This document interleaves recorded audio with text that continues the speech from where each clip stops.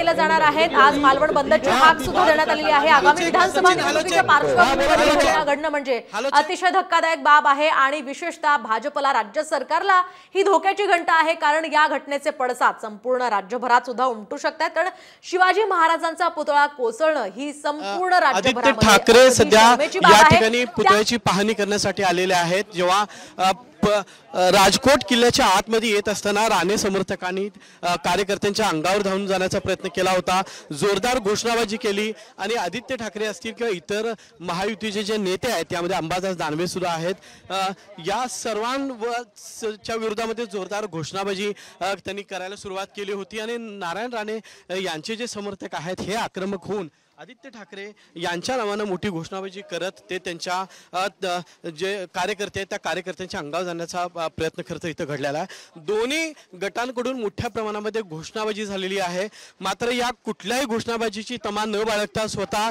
आदित्य ठाकरे असतील, जयंत पाटील आहेत, अंबादास दानवे आहेत, विजय वडेट्टीवार आहेत, यांनी हा सगळा विरोध झुगारून आता जिथं शिवाजी महाराज यांचा पुतळा होता त्या ठिकाणी येऊन ही पाहणी सुरू केलेली आहे। आपण दृश्यांच्या माध्यमातून पाहू शकतो की राष्ट्रवादीचे नेते जयंत पाटील, काँग्रेसचे विजय वडेट्टीवार आहेत, तसंच आदित्य ठाकरे आहेत, अंबादास दानवे आहेत आणि इतर महाविकास आघाडीचे जे नेते आहेत हे सर्व या ठिकाणी पोहोचलेले आहेत।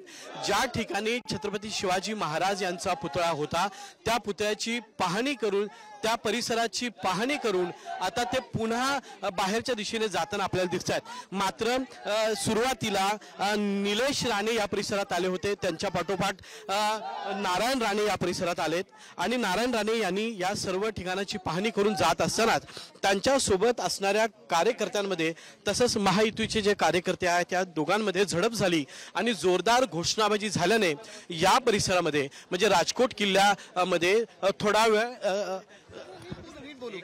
सगळे एकत्र बोलू, आपण बोलू। राजकोट किल्ल्यामध्ये थोडा गोंधळ झाला होता आणि याच वेळी दोन्ही गटांनी एकमेकांविरोधात घोषणाबाजी सुरू केली होती।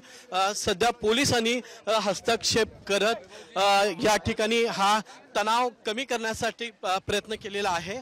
मात्र बाहेर राजकोट किल्ल्याच्या बाहेर जय भवानी जय शिवाजीच्या घोषणा सध्या नारायण राणे यांचे जे समर्थक आहेत यांच्या वतीनं देण्यात येत आहेत, त्यामुळे या परिसरातलं वातावरण अतिशय तणावपूर्ण झालेलं आहे।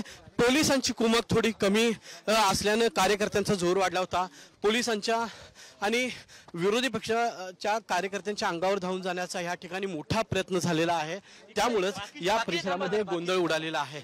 या ठिकाणी स्वतः उद्धवजी आदित्य ठाकरे या ठिकाणी आलेले आहेत आणि ते सध्या पाहणी करत आहेत माध्यमांची। केवळ 5 ते 7 मिनिटांमध्ये ते बोलणार आहेत। मात्र सध्या पुतळा परिसर जो आहे, छत्रपती शिवाजी महाराज यांचा जो पुतळा आहे, या संपूर्ण परिसराची आदित्य ठाकरे यांच्याकडून पाहणी सुरू आहे आणि याच्या बरोबर विरुद्ध दिशेला म्हणजे राजकोट गडाची जी एंट्री आहे, प्रवेशद्वार आहे, तिथं राणे समर्थक मोठ्या प्रमाणात जमलेले आहेत आणि त्यांची सध्या त्यांच्याकडून जोरदार घोषणाबाजी सध्या सुरू आहे।